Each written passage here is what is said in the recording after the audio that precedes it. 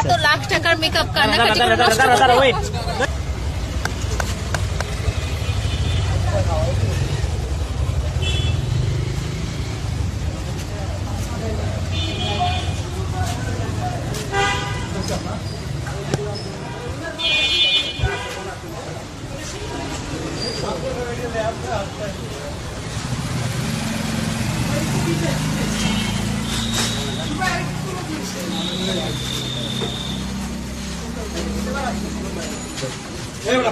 এত লাখ টাকার মেকআপ কান্নাকাটি করে নষ্ট করবে?